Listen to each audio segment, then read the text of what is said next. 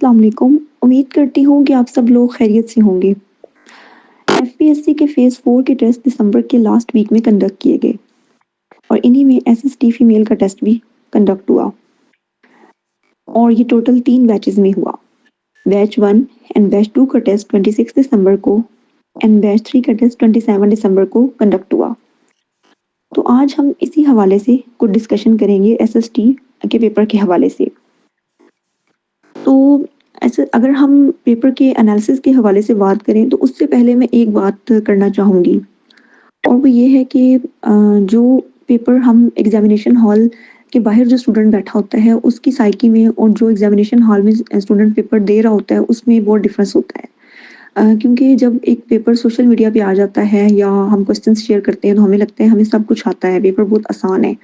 लेकिन वही पेपर अगर आप एग्ज़ामिनेशन हॉल में जाके देते हैं और आपको एक स्पेसिफिक टाइम दिया जाता है कि इसमें आपने कंप्लीट करने हैं सारे एमसीक्यूज़, तो उस वक़्त आपके माइंड पे जो प्रेशर होता है वो चीज़ बिल्कुल एक अलग होती है।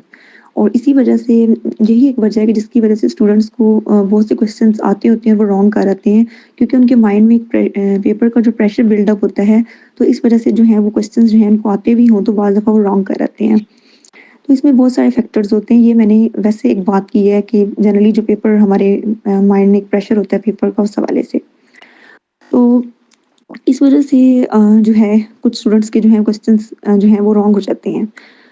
तो अब अगर हम पेपर के एनालिसिस पे आते हैं तो जो बैच सुनने में जो आया, जो स्टूडेंट्स ने बताया, वो ये सुनने में आया कि जो बैच 1 एंड बैच 2 है, उनका पेपर कुछ ईज़ी जबकि बैच 3 का पेपर जो है वो डिफ़िकल्ट था जिसमें जो मैंने भी दिया। तो पेपर देखिए कोई भी ईज़ी नहीं होता है और वो भी ऐसा कॉम्पिटिटिव एग्ज़ाम उसमें ये होता है कि जो हम अगर हमने सही से तैयारी की है, सही से मेहनत की है तभी हम जो है वो पेपर को अच्छे से कर सकते हैं। तो जो मैंने पेपर देखा, इंग्लिश देखी जो एसएसटी के पेडागोजी के पार्ट्स में जो क्वेश्चन आए, उसमें यही देखा कि कुछ क्वेश्चंस तो बहुत ईज़ी थे, लेकिन कुछ क्वेश्चंस जो हैं उनमें स्टूडेंट के कॉम्प्रिहेंशन लेवल को सही मायनों में टेस्ट किया गया। मैंने जो बैच 3 का टेस्ट खुद दिया, उसमें मैंने देखा कि उन्होंने कुछ क्वेश्चंस इस तरह के दिए कि उन्होंने सिचुएशन दी और हमें जो हैं वो कॉन्सेप्ट बेस्ड मतलब क्वेश्चंस थे, जिसमें हमारे कॉन्सेप्ट चेक किए गए कि सिचुएशन दी गई है और हमने उसका जो है फिर उसका जो है हमने आंसर देना था। तो यानी हमारे कॉन्सेप्ट कितने क्लियर हैं ये देखने की कोशिश की गई और फिर कुछ क्वेश्चंस जो हैं उनमें हमारी ओपिनियन जो है वो जानने की कोशिश की गई। तो यानी जैसे ओपिनियन बेस्ड क्वेश्चन होते हैं और कुछ क्वेश्चंस ऐसे थे जो किसी मॉडल या थ्योरी में से थे जैसे करिकुलम के मॉडल्स हैं या कोई थ्योरी है तो कॉमनली जैसे एजुकेशनल साइकोलॉजी में हैं, तो वो आपकी जो है उसके बारे में भी हमारी जो है नॉलेज को चेक किया गया। और इसी तरह बैच 1 एंड 2 के पेपर भी थे कि जिसमें कुछ क्वेश्चंस ईज़ी और कुछ क्वेश्चंस जो हैं वो डिफ़िकल्ट थे और ये हम कभी भी नहीं कह सकते कि पेपर ईज़ी था। पेपर जो है वो डिफ़िकल्ट होता है ओवरऑल जिस स्टूडेंट ने हॉल में जाके पेपर देना है। तो फिर भी ओवरऑल मैं सारा अगर एनालिसिस करूँ तो पेपर जो हैं वो एवरेज थे सारे बैचेज़ के। अगर हमने सही से तैयारी की है, सही से मेहनत की है, सही से टाइम दिया है, सिलेबस के हर टॉपिक को हमने कवर किया है हर एस्पेक्ट से। तो अगर आपने सही पढ़ा होगा तो ज़ाहिर है आप तभी पेपर को सही से कर सकते हैं।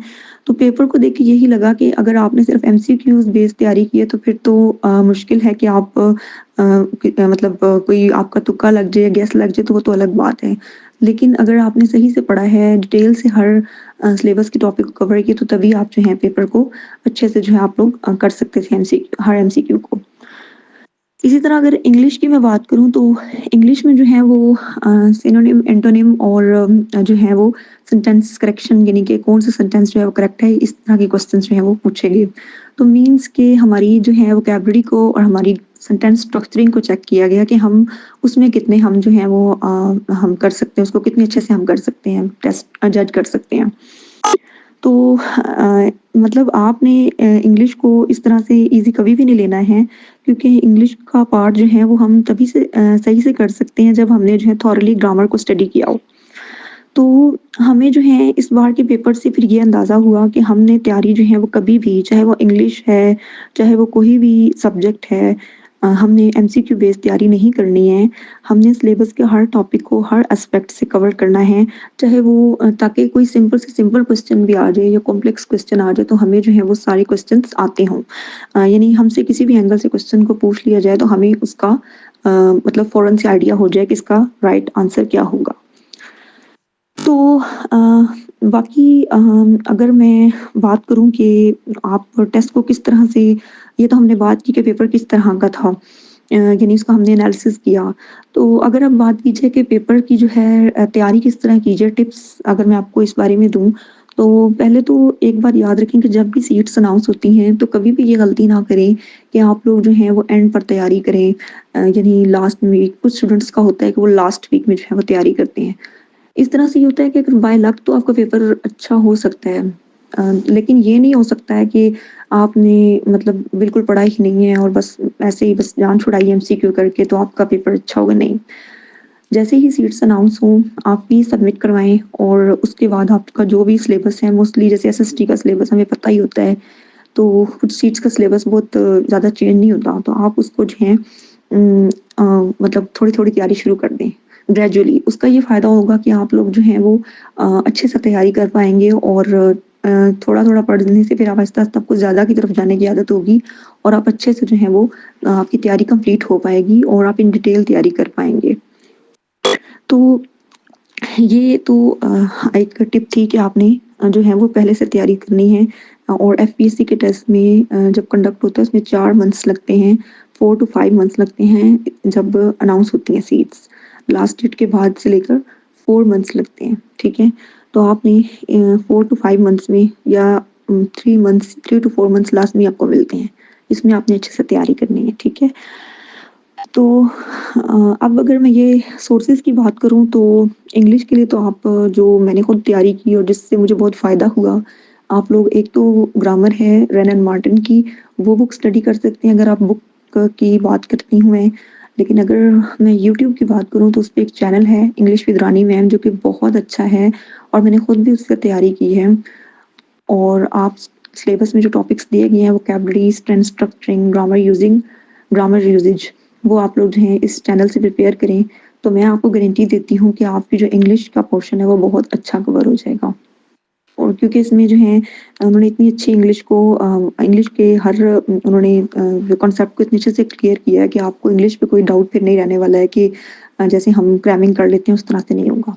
तो ये तो इंग्लिश की तैयारी के लिए मैंने आपको एक बुक बता दी और एक चैनल बता दिया। लेकिन शर्त ये है कि आपने अच्छे से पढ़ना है और टाइम भी देना है।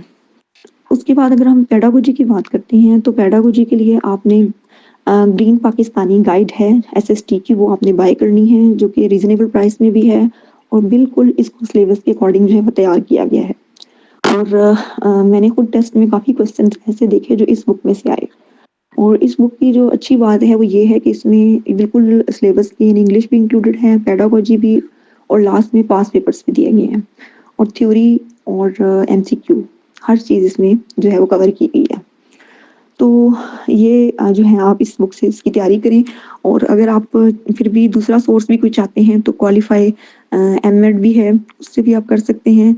लेकिन मैंने जिस बुक से तैयारी की वो आपको बताई है और इसी में से क्वेश्चंस ग्रीन पाकिस्तानी गाइड से पेपर में आए भी हुए थे। तो ये आपको मैंने सोर्सेज़ बता दिए इंग्लिश की तैयारी के लिए और पेडागोजी की तैयारी के लिए।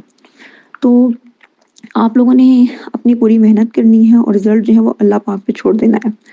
तो अब जो है वो एंड पर हम बात करेंगे कि मेरिट का, क्योंकि बहुत से लोग जो हैं वो इस क्वेश्चन को बहुत उठाते हैं, बहुत पूछते हैं कि मेरिट क्या रहेगा? तो देखिए मेरिट जो है वो हर प्रोविंस का अलग बनता है। क्योंकि हर प्रोविंस का अपना एक मेरिट बनता है, यानी किस किस प्रोविंस में कितने हाईएस्ट मार्क्स आएँगे तो हम पहले नहीं प्रेडिक्ट कर सकते, ज़ाहिर है। लेकिन पेपर को देखते हुए और लोगों की जो फीडबैक मिली स्टूडेंट्स की, उस सबको देखते हुए मैं ओवरऑल मेरिट की बात करूँगी जो कि 70 प्लस मुझे लग रहा है।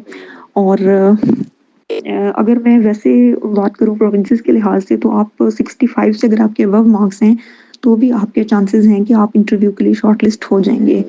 फिर भी हम कोई हतमी बात तो नहीं कर सकते हैं, हम एक जनरल एनालिसिस अपना बता सकते हैं।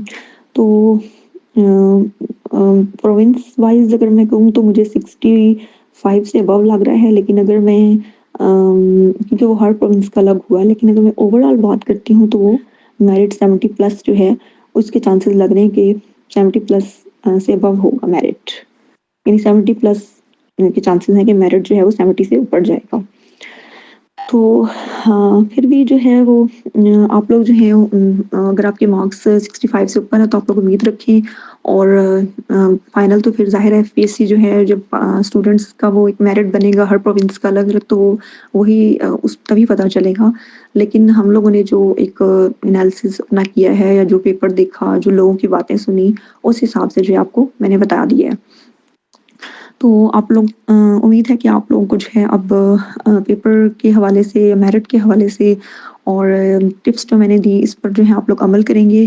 तो आप लोगों के जो है वो क्वेश्चंस अगर आपके माइंड में कुछ थे तो होप सो कि वो क्लियर हो गए होंगे। तो अपना ख्याल रखिएगा। अल्लाह हाफ़िज़।